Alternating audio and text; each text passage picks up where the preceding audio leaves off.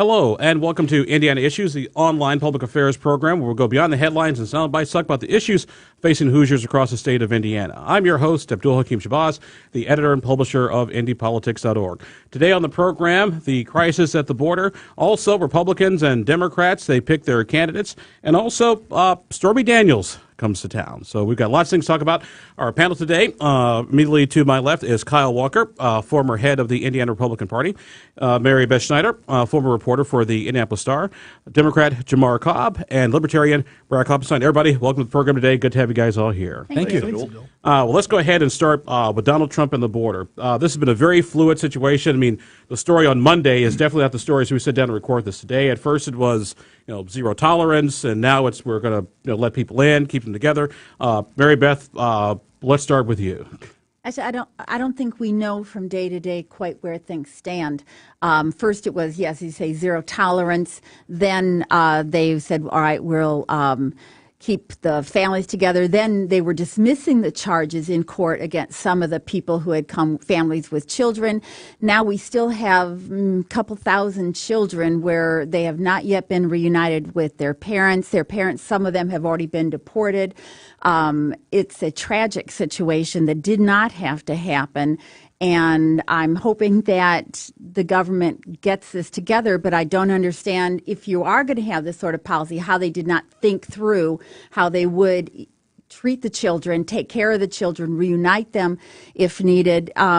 There are some heartbreaking accounts. I read one of a doctor who they brought in one of the children from a detention center, and as she asked the little boy finally in Spanish, did he need a hug? He threw himself into her arms and was sobbing. And she could hear the guard muttering, "Oh, way to reward bad behavior."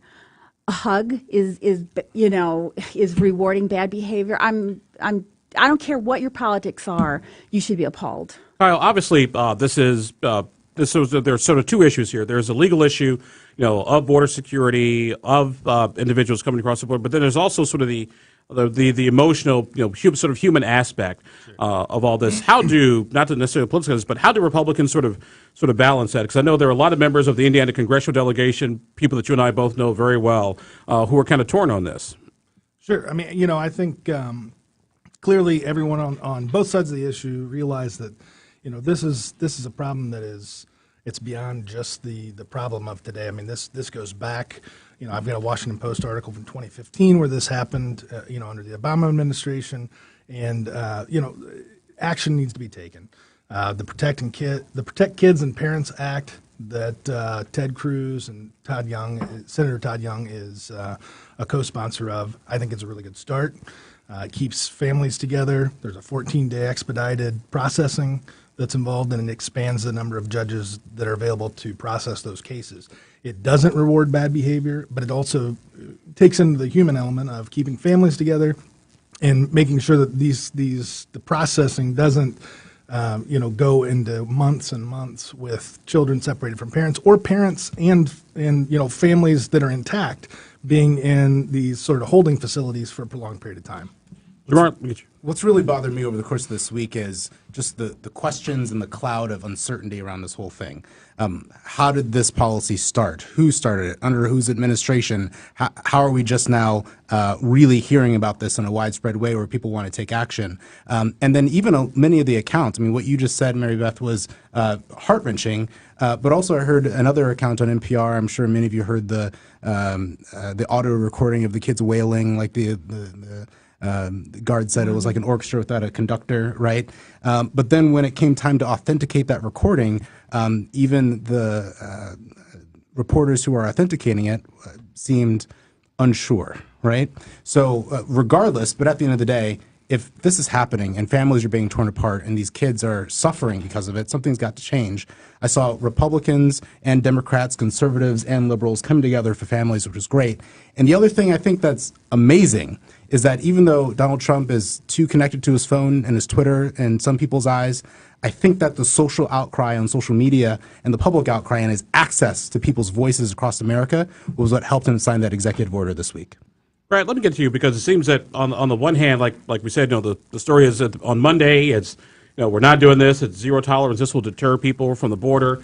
We just had footage up on the screen from Moscow. The president signing an executive order saying, all right, you'll stay. We'll keep families together. How do we get our arms around this?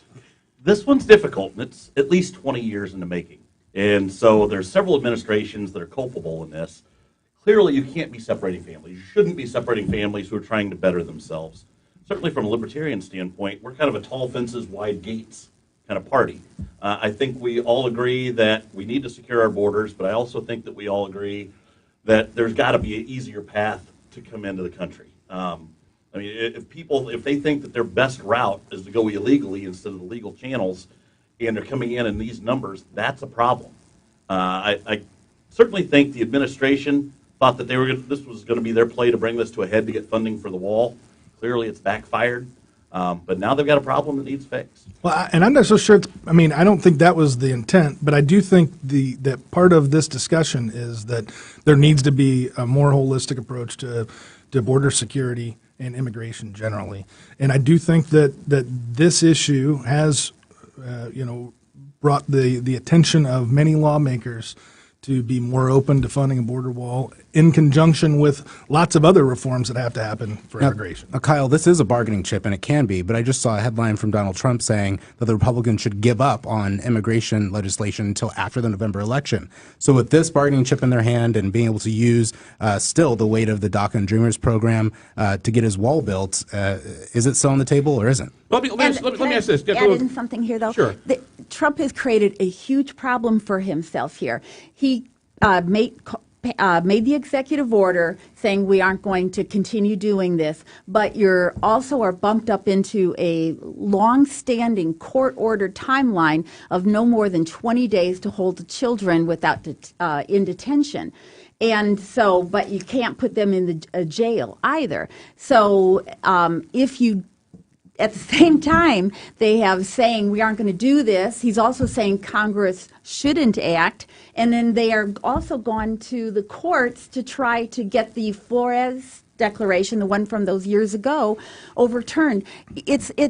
I would call it three-dimensional chess, except I don't think they know what they're doing. I think they are just right now pounding out for any answer. Some of us would actually call this more three-dimensional chutes and ladders. But there at least in chutes and ladders, there are Abdul, rules. wasn't chutes and ladders three-dimensional to begin with? Sort of, kind of, yeah. You're watching Indiana Issues, the online public affairs program where we talk about the issues faced in Indiana. Our guests today are Libertarian Brad Klopfenstein, Democrat Jamar Cobb, Beth Schneider, formerly of the Indianapolis Star, and Republican Kyle Walker. Other big news item that definitely has an impact on Indiana is the issue of trade.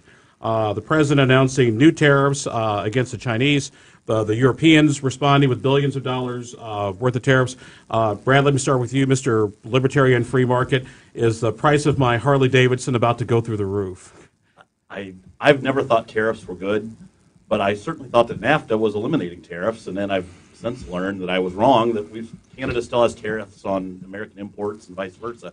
I just don't think it's good for the consumer. There's no supply and demand. If a nation wants to subsidize an industry, that's fine because the rest of the world benefits. But if you're putting an artificial tariff on there, all you're doing is making the cost of those goods and services that much higher.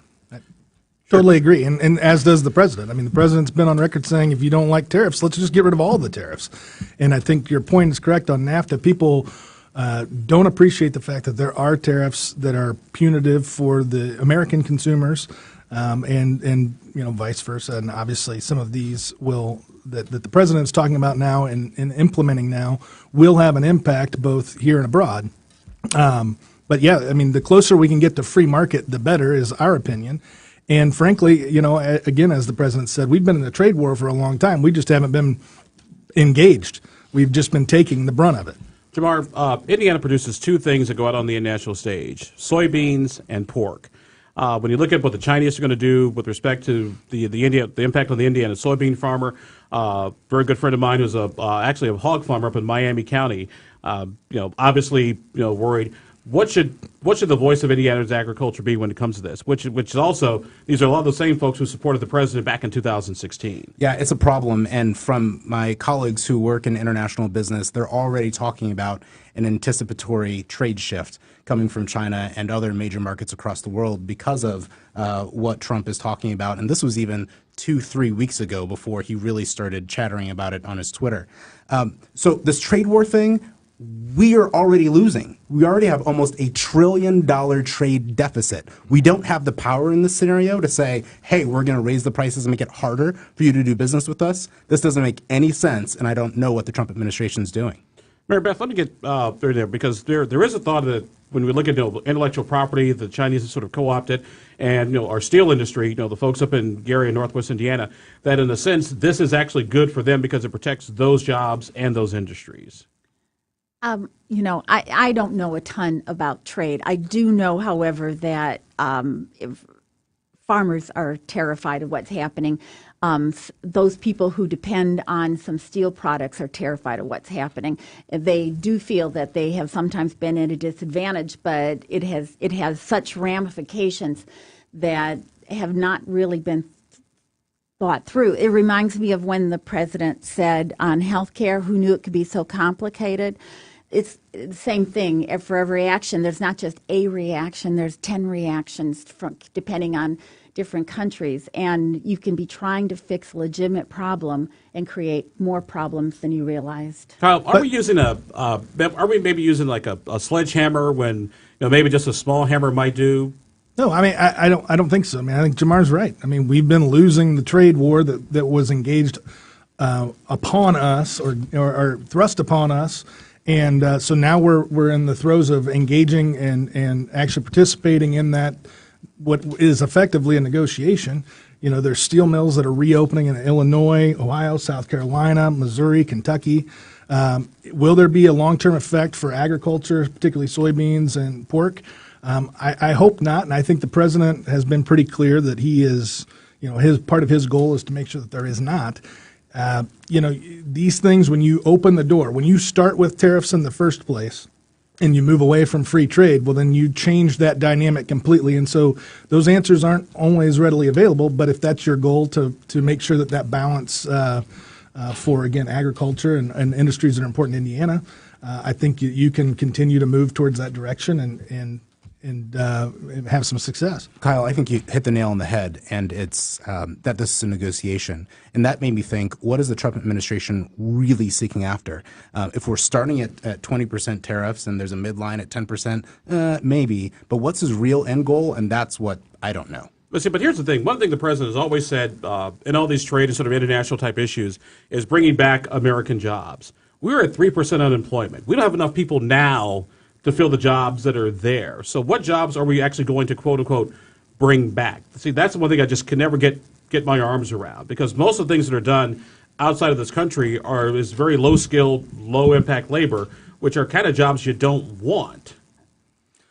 Well, but it's also, I mean, and the president's been clear, it's also about, particularly with China, intellectual property. And, there's a huge problem within the manufacturing industry and in the tech industry of Chinese companies stealing intellectual property. And, that's a big part of, it's sort of the uncalculated part of the trade imbalance. And so that's one of the issues that has caused him to put tariffs on Chinese goods also. So, I mean, I do think that putting pressure on China to be a better partner in trade makes some sense, and we'll see how the negotiation continues. But it is interesting that of all the fights that have gone on in Washington, what finally got both Mitch McConnell and Paul Ryan to say they thought the president was wrong was tariffs. Also, when you hit Wisconsin and also Kentucky, you get people to go along with the program. Brad, you got that look on your face.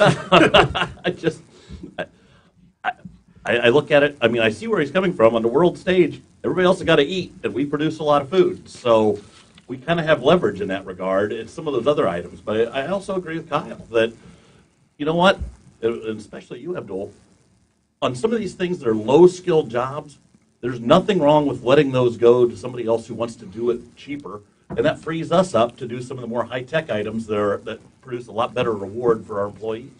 You're watching Indiana Issues, the online public affairs program, where we talk about the issues facing Hoosiers across the state of Indiana. Our guests today are Libertarian Brad Klopfenstein, Democrat Jamar Cobb, former political reporter for the Indianapolis Star, Beth Schneider, and Republican Kyle Walker. My friends, also we saw, since we were last together, the conventions. Our Republican and Democratic friends all got together, Indianapolis, Evansville, slated their candidates for statewide office. We heard speeches from Joe Donnelly, Mike Braun. Eric Holder was here for the Democrats, the RNC chairwoman. Mary Beth, let's start with you. How do you rank the two political parties as we are, believe it or not, only 20 weeks away? 3. I'm sorry, 3. Just because we were first to the party. You guys were first to the party. You are absolutely correct. 20 weeks out from Election Day. How do you rate the political climate? There's a difference between the national political climate and the state political climate. And if Republicans are concerned about a blue wave in some states, I really don't see them having to worry too much about that in Indiana. I expect that they will sweep the statewide as they generally do, barring some unforeseen disasters somehow. But they've got a good team of candidates who I'm not aware of any particular scandal or anything that's going to draw attention. I think people have a good feeling about Eric Holcomb. There's no, again, big problem there that where you might, if you're mad at the governor, take it out on the statewide ticket. It's not that the Democrats have bad candidates. It's just always an uphill climb for them. Jamar, let me ask you, because I was at all 3 conventions. I think the only person in Indiana who was, so that's like being valedictorian in summer school in some cases. You're special. Yeah, my father says the exact same thing as he pats me on the head.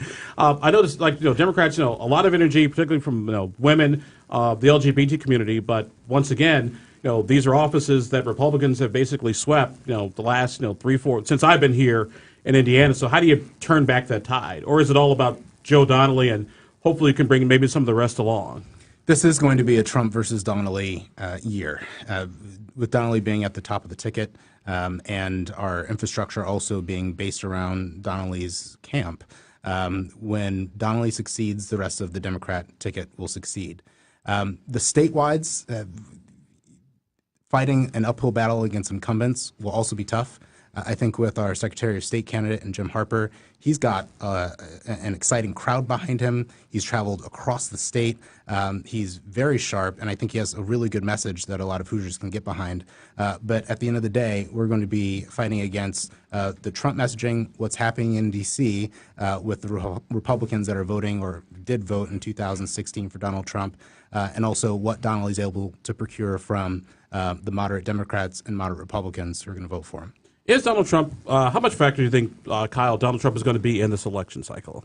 I mean, I think he'll be a factor, and he's still, he's still popular in Indiana. And I think, first I got to congratulate the Democrats for fielding candidates in all of the offices. And as far as I know, they're all from Indiana this year. So, and one is actually a Republican, if you look at the way she voted in the last primary. There's so much shade in this room right now. Are you talking about me and you? But, it's like an eclipse. Eric Holcomb is doing a tremendous job and is wildly popular, as are the statewide office holders. I mean, we are very proud of our ticket. Connie Lawson is an exceptional Secretary of State. Tara Klutz is the first CPA who is the state auditor, and Kelly Mitchell as treasurer. Again, there are no scandals at all. In fact, their offices have probably never run better. The voters of Indiana, I think, will reward them with re-election in November. Brad, obviously, gentleman who sits in that chair from time to time, Mark Rutherford, a candidate for Secretary of State. I want to say in one of the last polls I saw, they actually had it maybe like in the 10% range. Of course, we had some questions about Gravis and their methodology, but how do Libertarians think they'll be able to make headway, in 2018? Well, certainly the Secretary of State's race is important for Libertarians. I mean, every party has to get at least 2% in that race to stay on the ballot. They each have to get 10% to be part of the primaries. So our goal certainly this year is to get Mark over that 10% threshold, because we'd really like to participate in the primaries, or have you guys get rid of them. We don't care. Either way works for us. However, I think this U.S. Senate race is going to suck all of the oxygen out of the room. And frankly, Kyle's right. His party's been doing a great job with their statewides right now. I don't think they have anything to worry about. So you won't hear anything about any of those other statewide races. There's no governor's race. There's no presidential race to get any attention. You might see a couple congressional races get a little bit of attention, but I think it's going to be all U.S. Senate commercials all the time from now until November. But let me ask you that, Mary Beth, because obviously the U.S. Senate race is the big marquee race, not only in Indiana, but also ones that are being most closely watched in the entire country. I did some checking. So far, about $8 to $10 million has been spent primarily against Joe Donnelly by some of the national Republican groups, but all the polling data I've come across shows it's still fundamentally a tie. It What is hasn't that? made much of a dent. And I got to tell you, you can't avoid these commercials either. I was watching on demand a Discovery Channel show. I'm not going to be bombarded by Braun versus Donnelly, but darn it, yeah. And That's a crazy media buy. But you know what? Yes, it's not just the mating wildebeest on the Serengeti that you're coming across. You know how they always say it's about she did. turnout? I actually think it is. I don't have as much faith as the people buying their commercials that it's the commercials in the end that's going to make the difference.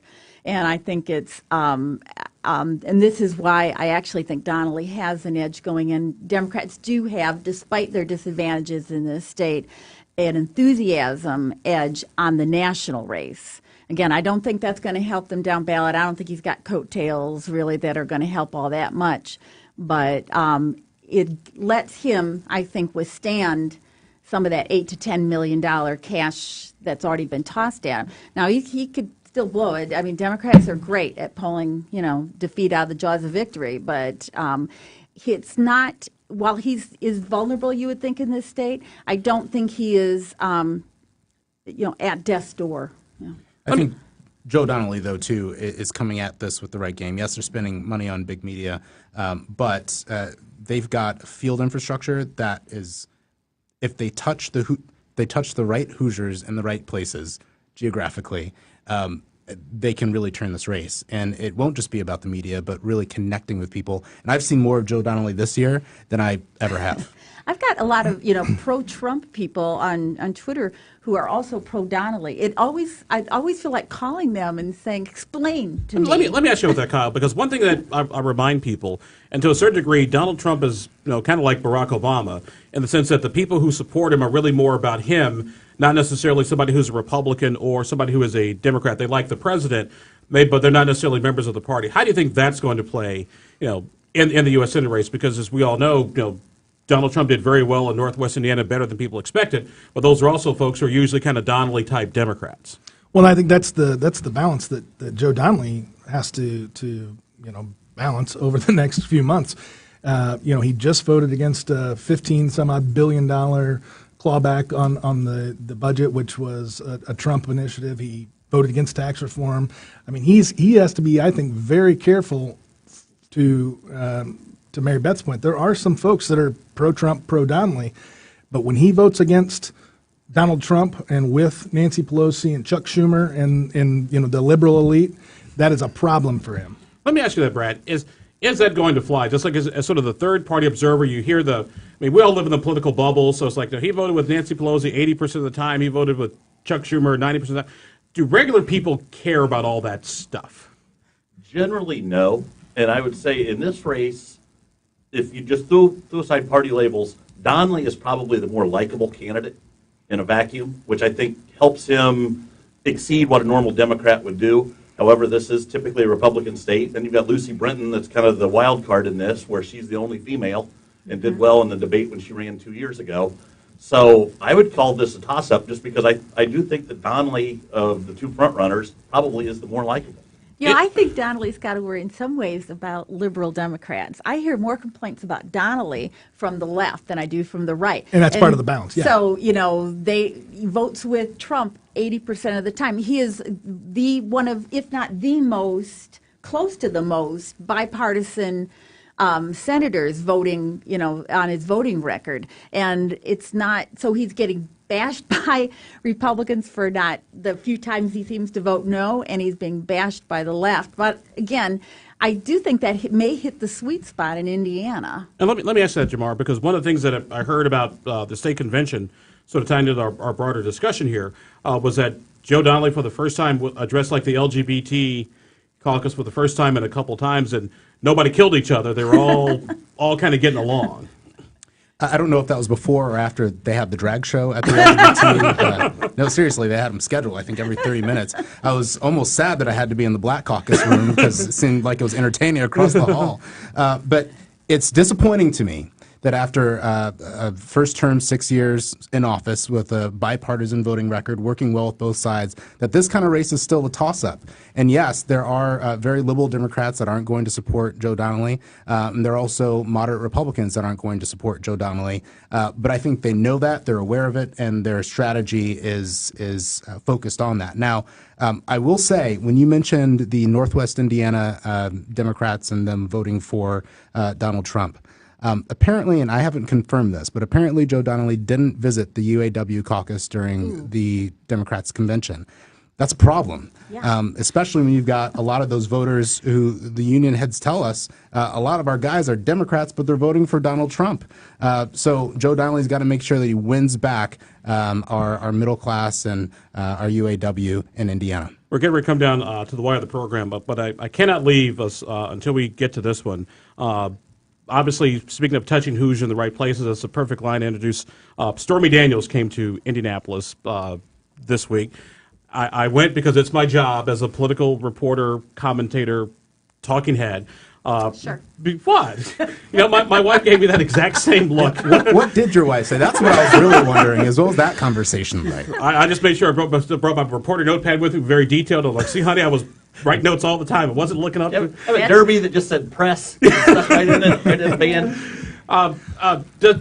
Does it really mean anything in the grand scheme of things? Or, like I said, I did think it was interesting the people who showed up at that event, because it wasn't necessarily people who were pro-Trump or anti-Trump. It just seemed more kind of morbid curiosity, like you're going to watch a car wreck. I mean, this wasn't about Trump at all. It's her blue waving or red waving, however you want to call it, off the publicity from Trump. It actually reminds me of... I don't think she was waving red or blue. I think it was something else. But Green. Abdul was there, he can tell you. Blonde. Do you remember Sydney Leathers from Anthony Weiner's scandal? She think she was And the a state model rep here, and- Justin Moed. I don't know if she was involved with him, Yeah, but she she was. turned into a porn star and then was running around doing a bunch of strip clubs and porn movies and et cetera. I mean, it's the same thing. This isn't about Trump. It's really about this woman trying to propel her career. except for the fact that they paid her $130,000, and we have yet to figure out. The pony did? No. Cohen paid. Trust me, the pony paid her Stormy 130 grand. Daniels. The cover would have been a whole lot more. Yeah. And then about $1,000 a person. You know. So I think the legal case still is about Trump. The strip show, no. Brad? I would agree with Mary Beth that there might be something there on that contract, but frankly, she's doing exactly what Jennifer Flowers did 20 years ago. You know, Jennifer Flowers cashed in and did Penthouse, and I would put them in the exact same situation or same vein of, yeah, they had an affair with somebody who became president. Does this, Kyle, appeal to sort of our, I won't say the darker side of our political senses, but sort of the seedier side? Because it's the old, everybody slows down for a car accident, and I was amazed that when I wrote the story at WIBC.com, the traffic that went through, and all the people that comment on Facebook, well, I would never go. I don't see how you can do this, but you're writing about it and you're commenting about it. Yeah. I thought your coverage was excellent, Pulitzer Prize worthy. I thought the Star coverage was excellent and comical, and clearly, like you said, folks came out to see the show, right? Not so much the show, and she's capitalizing on her 15 minutes of fame, and you know, Which is just about exactly as Bless long as her her heart. porn stars and strippers do what porn stars and strippers do.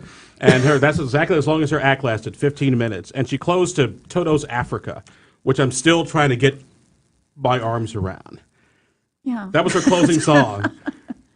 I'm not making this up now. If it was Men at Work Down Under, okay, I get it, the subtlety, but there you go. Abdul, maybe there's space on her team for a choreographer, you know? Or at least a producer. Or at least somebody write the script a little bit better next time. Finally, my friends, as we get ready to wrap up here, we always close out our program with our political prognostications. What should we be paying attention to? What's going up in the days ahead? Kyle, we'll start with you. You won't be able to avoid it, but the U.S. Senate race, I agree with Brad. It's going to be the biggest show in town. I think Republicans are poised to pick up that race. Mike Braun should win. It is a toss-up now, but for it to be a toss-up after 6 years in office, and being a senator and middle of the road senator, excuse me, I think Donnelly's in trouble. Mary Beth? I'd still pay attention to Mike Pence. What role is he going to play here? Is this about his future, or is it about preserving Donald Trump's future? Jamar? Keep an eye on your pocketbooks. The internet sales tax going nationwide, Trump's tariff talks, it's going to mess up our money over the course of the next few weeks. So keep an eye on that. I completely agree with that sentiment. We're coming up on 4th of July weekend, so I mean, this is all good. Suddenly, local politics is going to be center stage for the next 2-3 weeks, where people are doing all the little local parades, and you're going to see that. But ultimately, it's going to be all U.S. Senate all the time, and that's all that we're mostly going to talk about for the next 4 months, 5 months. And that, my friend, I'm inclined to agree. You may want, if you don't want to see a Senate candidate anywhere, you may want to turn off your television, turn off your radio, turn off your internet. Our guests today on Indiana Issues have been Libertarian Brad Klopfenstein, Democrat Jamar Cobb, Mary Beth Schneider, former reporter for the Indianapolis Star, and Republican. Welcome, my friends. Thank you all very much for being with us. We appreciate it. Good to have you here. Thank you. Thanks. And that'll wrap it up for this edition of Indiana Issues, the online public affairs program. You can catch us on YouTube in about 24 hours and also on Facebook. Thank you all very much for being with us, and we'll talk to you next time. And by the way, special thank you once again to our friends downtown Indianapolis Edge Media Studios for putting all this together. We'll see you next time.